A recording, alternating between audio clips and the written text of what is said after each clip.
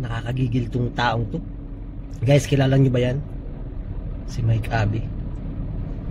Nagkaganyan yan noong napahiya, diba? Nag-walk out dun sa programa ni Pastor Kibuloy. Kaya tuwan-tuwa yan eh, nung nakulong si Pastor Kibuloy. Ayan, at ayan nga, yung taong yan ay nakianib sa mga Marcos. Ngayon, gusto naman niyang magsanib puwersa ang mga dilawan, ang mga piklawan at saka ang alyansa ni Bongbong Marcos upang manalo daw sila sa 2028. Grabe ang taong yan. Grabe ang taong yan, guys. Panoorin nyo, pakinggan natin yung sinasabi niya. Magkaroon ng alyansa ang Marcos at ang piklawan-dilawan, yung kanilang mga supporters at haligi ng mga politiko para paghandaan itong 2028 presidential election laban sa mga Duterte at kanilang mga taga-suporta. Palagay ko kailangan. Alam niyo bakit?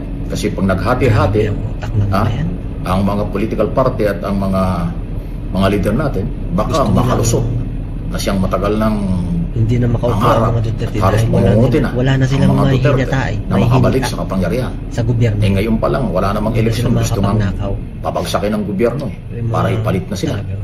Pero dahil kung ito po ay aabot hanggang eleksyon sa 2028, dapat ba na magsanib puwersa ang piklawan, mga oposisyon at ang administrasyon para pagtagumpayan ang demokrasya at suporta at tagumpay para sa mga matitinong Pilipino, matalo nila si Sara Duterte, palakasin ang batas, palakasin ang demokrasya at huwag payagang makontrol hindi naman ka ng mga maghihiganti sa pamahalaan. Sara Duterte talagang binibigyan nila ng masamang kahulugan. Ay ang dami nga dyan na ang lalaki ng confidential fund pero hindi nila binabatikos. Yan, ang hirap kay kasi kay Sara Duterte. Sinabi na nung ama niya na mahina nga leader yang si mahina at nagkaganon yan si Bangag. Kaso yan, nakipag-alyansa pa, nakipagtulungan at siya pa ang naging vice president niya imbis na siya ang presidente. O diba? Ayan, ngayon pinakulong pa si Pangulong Duterte ni BBM, di ba? Kunwari hindi daw nakikipagtulungan sa ICC, mismo si BBM na po ang nagsabi na sila nga ang nagbigay ng impormasyon at mga ebidensya at gumawa ng mga ebidensyang hindi naman totoo, di ba?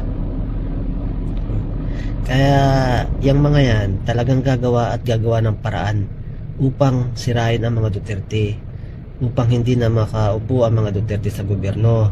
Alam niyo kung bakit, mga kababayan?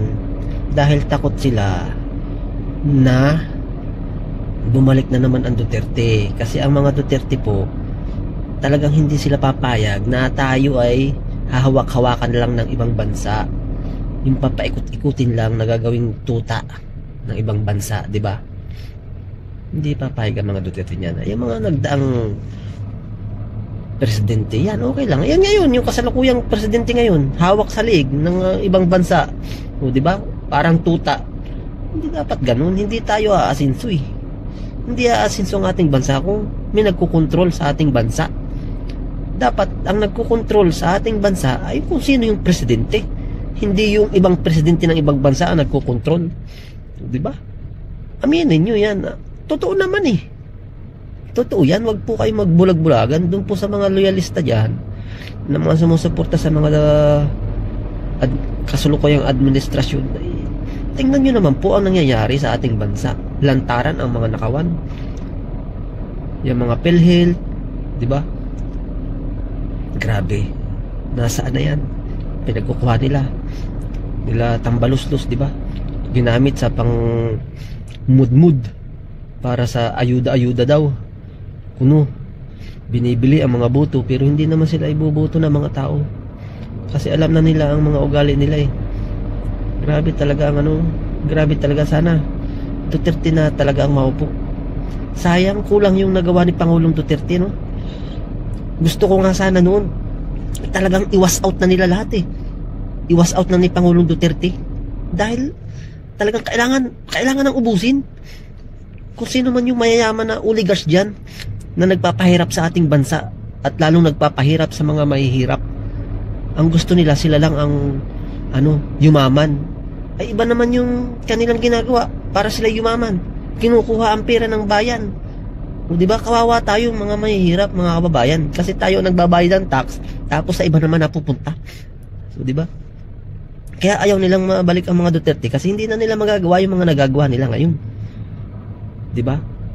Grabe talaga. Kailangan magdasal tayo mga kababayan na hindi magwagi ang mga taong yan, na walang ibang hinangad kundi ang ibaba ang Pilipinas, hindi umunlad ang Pilipinas. Umuunlad sila, yumayaman. Secured na ang mga kapu-apuhan nila. Pero yung mga naninirahan sa Pilipinas na mga maliliit, hanggang doon na lang. O, di ba? Paano tayo? Di ba? Wala talaga. Kailangan talaga mga Duterte. At once na Duterte nang upo, iwas out na lahat. Ganunin na lahat. Sayang nga eh. Sayang nga. Kulang pa yung nagawa ni Pangulong Duterte. Dapat talaga winas out na lahat. Ganun niya na lahat. Oo. Para para new henerasyon na. Para gumanda na ang Pilipinas talaga. Ganunin lahat. Bakit ka matatakot kung wala ka namang ginagawang masama, di ba? Yung mga walang ginagawang masama, hindi kayo dapat matakot. Kung hindi kayo nagdodroga, hindi